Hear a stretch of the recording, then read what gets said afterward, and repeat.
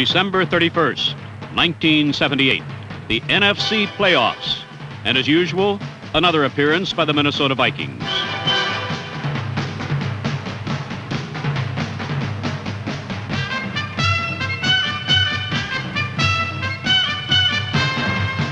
The opponents were the Los Angeles Rams, a team that had never beaten the Vikings in postseason play. Through the first 30 minutes, Viking quarterback Fran Tarkenton filled the air with footballs, rallying underdog Minnesota to a 10-10 halftime tie.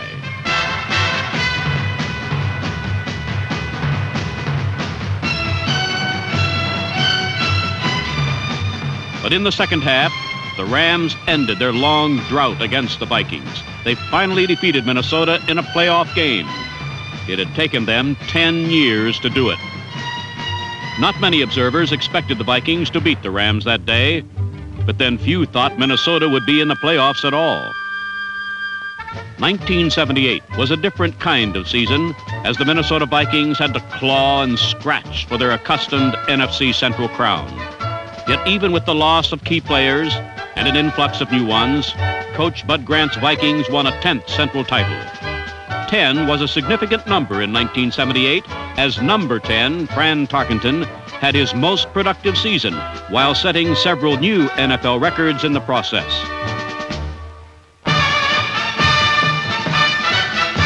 10 winning seasons for Bud Grant, 10 Central Division titles, and an unforgettable year for Fran Tarkenton.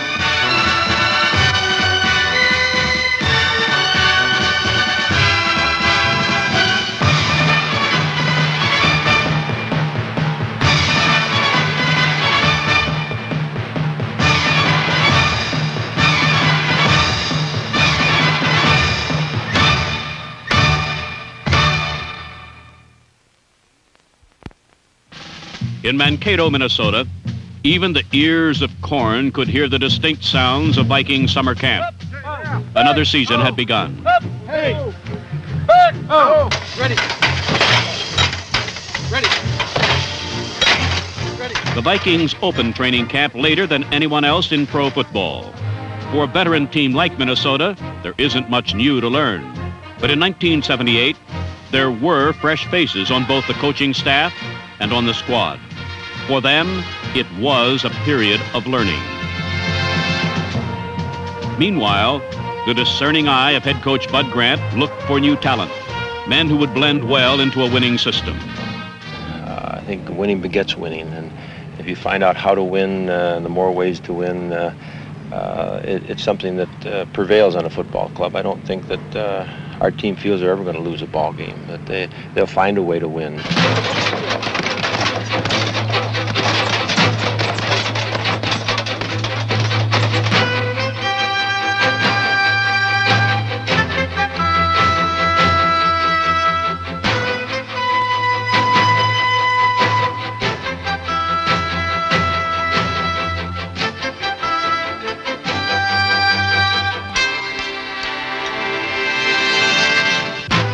Summer camp provided rookies and free agents with the opportunity to show what they could do.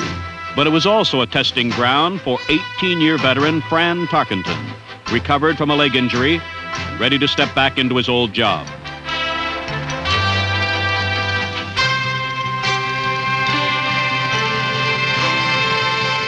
After just 10 days in camp, the Vikings came home to Metropolitan Stadium for their first preseason game.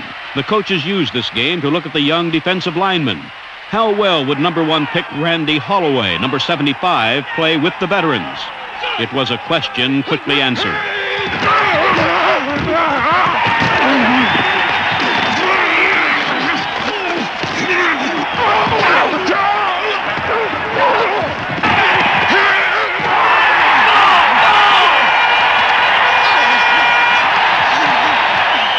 Randy Holloway's NFL debut was a rousing success. By the end of preseason, the Minnesota Vikings appeared ready for championship play.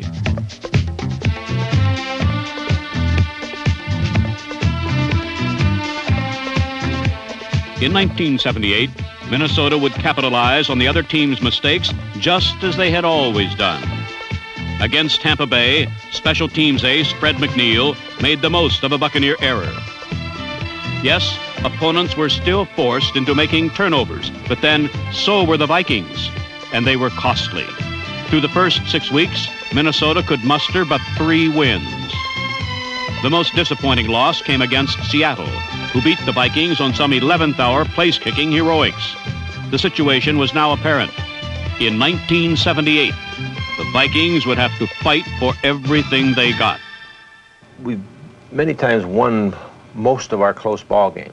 This year we lost a very close one to New Orleans, a very close one to Seattle, and a very close one to Tampa.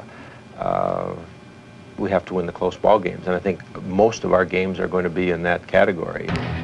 Minnesota's first 2 wins came on Monday night appearances, and both were close contests. In week 2, rookie kicker Rick Danmeyer proved he would be a capable replacement for retired Fred Cox. Danmeyer was responsible for all of Minnesota's points as the Vikings edged the defending AFC champion Denver Broncos in sudden death overtime, 12-9. 2 weeks later in Chicago, the Vikings struck early, then had to hold on to preserve a 24-20 decision. On the first series of the game, Tarkenton hit Sammy White for a touchdown. And then defensive end Mark Mullaney, number 77, and linebacker Matt Blair, number 59, teamed up for a score that widened a lead Minnesota would not lose. 1978 was the year the linebackers took center stage for the Viking defense. They were shaken by the death of their coach, Jocko Nelson, but their play was a testimonial to his patience and teaching. They emerged as perhaps the best linebacking trio in the NFL.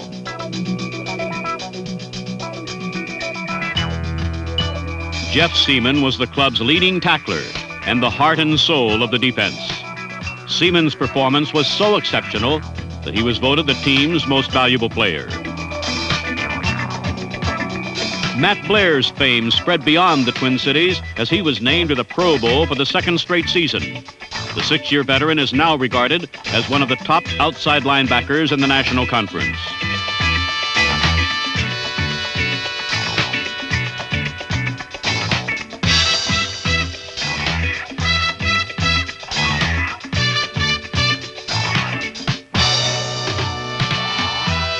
Number 54, Fred McNeil, played effectively in his 2nd year as a starter, but he had enough exciting plays for the special teams as well. Both Blair and McNeil still play on the kicking units, even though they are starters, a refreshing fact in this age of specialization. Even with the efforts of the linebackers, the Vikings found themselves with a 3-4 record as they reached the midseason point. Now would come a showdown with the upstart Green Bay Packers, who came into Metropolitan Stadium with a 6-1 mark. It was a game Minnesota needed badly if they hoped to win their division. One key to victory would be the neutralizing of Packer running star Terdell Middleton, the core of the Green Bay attack. The Viking defense rarely gave the youngster a moment to himself as they hounded him all afternoon.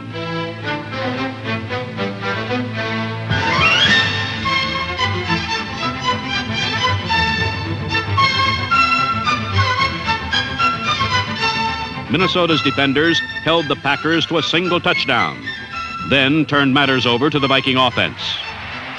Big play coming up here for the Vikings. Score tied at 7-7. Ball at the Packer 4-yard line. Tarkenton back to pass. Has good protection. Looking left, looking for Rashad. Passes in the air. Touchdown. Rashad has it, and the Vikings take the lead 13-7. Tarkenton back to pass now. Vikings have just a 7-point lead. Into the end zone it goes. Ahmad Rashad is there, and he makes a diving catch, and the Vikings go ahead with a commanding lead. So we have a race in this Central Division after all. The Vikings have met a very big challenge and win it 21-7.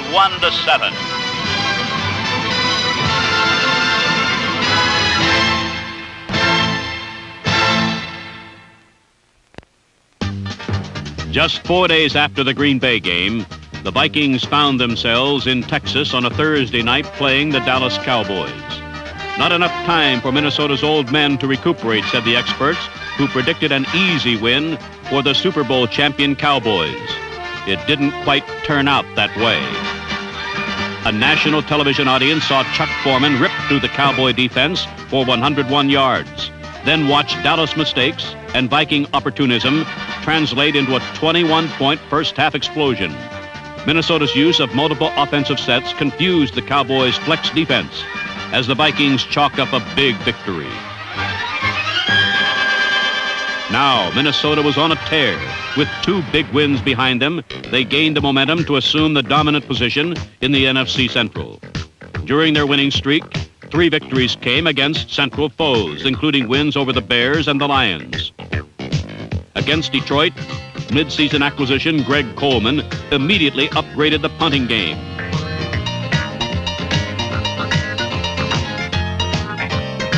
There were several other heroes on the Vikings specialty units: McNeil, Blair, Holloway, Scott Studwell, Steve Craig, and Kevin Miller, number 87, who minimized rookie mistakes while leading the squad in both punt and kickoff returns. Young players made contributions in all team areas. John Turner, number 27, showed promise at cornerback in his first NFL season, while second-year pro Tom Hannon, number 45, won the starting free safety job with his hard-hitting style. Strong safety was patrolled by Phil Wise, number 29, who made more tackles than any other member of the Minnesota secondary. The starting cornerbacks were Bobby Bryant and Nate Wright, who have 21 combined years of pro experience between them. Wright enjoyed another good season in '78, playing with an aggressive style that also saw him come up with 5 interceptions.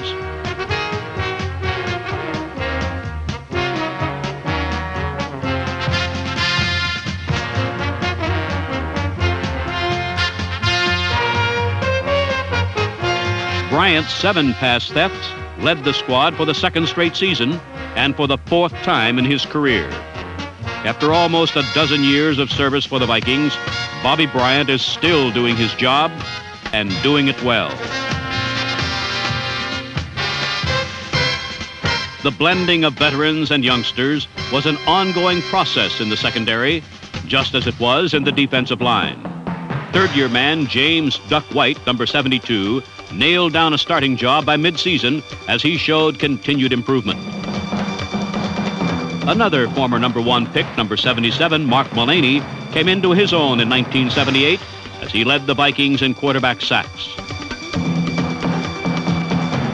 Playing alongside Mullaney was number 69, Doug Sutherland, who bagged his share of quarterbacks as well. These men, plus rookies Holloway and Lyman Smith, joined forces with Minnesota institutions Carl Eller and Jim Marshall. Eller completed his 15th year as a Viking by leading all linemen in tackles and ranking 2nd in sacks.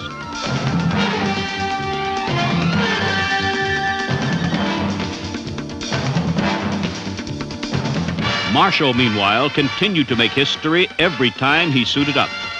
The 41-year-old Iron Man started every game to give him NFL record totals of 266 consecutive games played and 254 games played with one club. Jim Marshall, Old Man River, just keeps rolling along. Right behind Marshall in durability is center McTinglehawk, who anchored an offensive line in a state of flux during 1978. Because of trades and injuries, veterans Charles Goodrum and Ron Yary were joined by youngsters Wes Hamilton, Frank Myers, Jim Huff, Dennis Swilley, and Bob Lingenfelter. They received on-the-job training as they learned how to open holes, not only for backfield starters Chuck Foreman and Ricky Young, but also for Sammy Johnson, Brent McClanahan, and Robert Miller.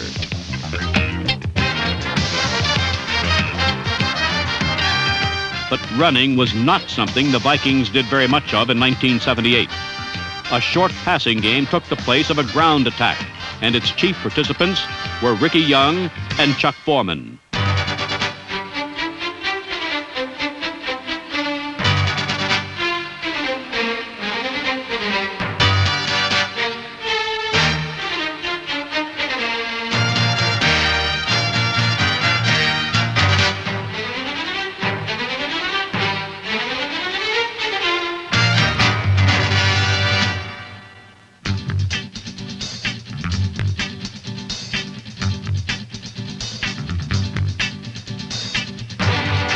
These two athletes had a combined total of 149 pass receptions, the highest number ever by a pair of running backs.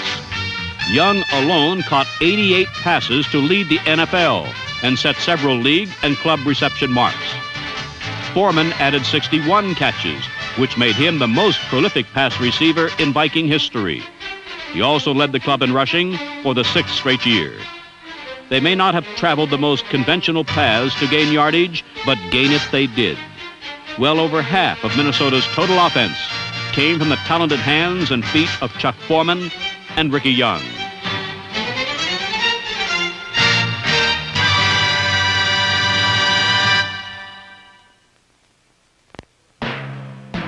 Minnesota's receivers are among the most admired in all of pro football. And in 1978, they added to their reputations by setting a score of new statistical achievements. Sammy White caught 9 touchdown passes, the most in the NFC. No other Viking receiver has more career touchdown grabs than White, who set a new standard of 28 in only his 3rd pro year.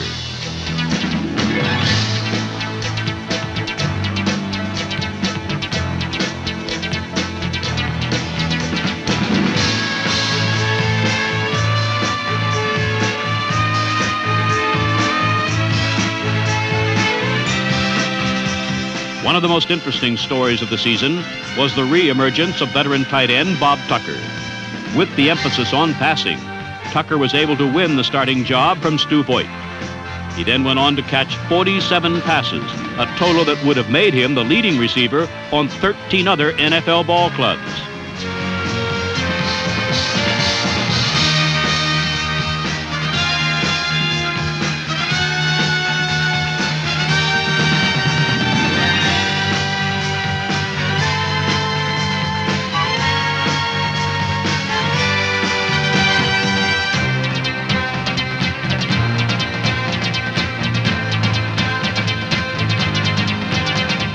The man on the flanks most often called upon was Pro Bowl MVP Ahmad Rashad.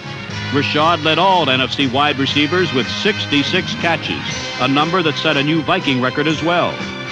Over the past 3 seasons, no other player in the league has caught more passes than Ahmad Rashad.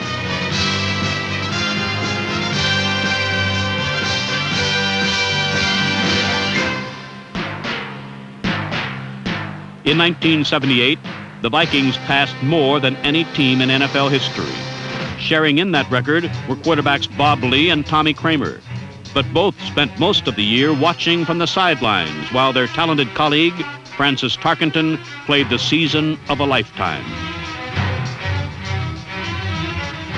I'm playing right now as good as I've ever played in my life. If I'd ever played any better than it had been against the rule playing against me. I've really thrown the ball more actively now than I have in a long time. And, I'm not as quick as I was 7 or 8 years ago, but I'm still quicker than most of the quarterbacks who are playing today. At 39 years of age, he could still burn out the lungs of defensive pursuers, a skill that saved the Vikings time after time.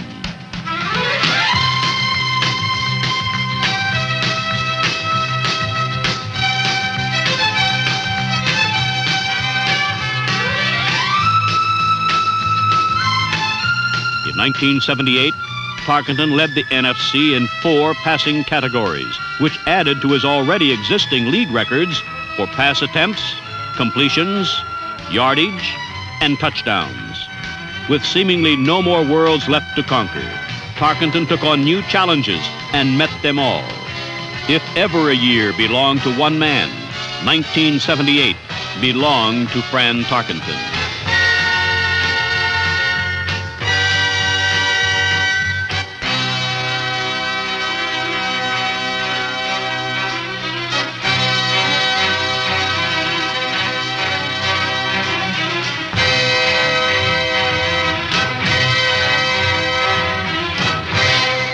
Tarkenton and the Vikings' most memorable game of 1978 took place on December 3rd at snowy Metropolitan Stadium when Minnesota hosted the Philadelphia Eagles. The Vikings scored on their first 2 possessions with Tarkenton hitting Sammy White for both touchdowns.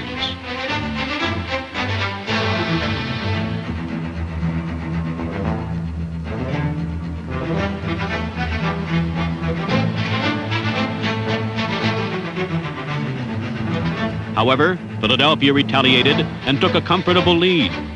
Yet after Philadelphia's fourth score, the Minnesota special teams came up with one of their most important plays of the year. Randy Holloway blocked the point after to keep the score 27-14. 2 Viking touchdowns could still win it if the defense could hold. And they did. The comeback started when Tarkenton found Ricky Young making it 27-21. And then, with only minutes to play, the Vikings got one final chance, starting a drive 90 yards from the Eagles' end zone. Time is running out for the Vikings, trailing the Eagles here 27-21. Tarkenton takes a snap, fades back to pass, good protection, steps up in the pocket, fires over the middle. Sammy White is there, breaks to his left and gets it out to about the 44 to 45-yard line. Big first down, 21-yard gain. Tarkenton back to pass again. Just about 2 minutes left, 4th and 10 from the Eagles 37. Looks. Over the middle it goes. Bob Tucker is wide open. He has it. Big first down for the Vikings, a 27-yard gain. And the 4th down pass is complete. Now Tarkenton back to pass to the Eagles 20-yard line, fires into the left corner near the end zone. Rashad goes up high, pulls into the end zone under double coverage. Touchdown Vikings. Tied the game at 27-27. Rick Tanmar adds the extra point, and the Vikings take the lead 28-27 in a game they have to win. Have to keep in mind the Eagles still have an opportunity to get the ball one more time. Vikings leading now by 1 point. Ron Jaworski back to pass, circles right, looks, fires over the middle, and it is intercepted. Matt Blair has it. And the Vikings have this one wrapped up. Big win for the Vikings and a tough loss for the Eagles. Vikings are very much in the playoff picture, and are they happy? Ooh, my, oh my, on this bitter cold day, I don't think the fans even know how cold it is. The Vikings win it in the closing seconds. The Minnesota Vikings, 10 seasons of NFC Central Division championships.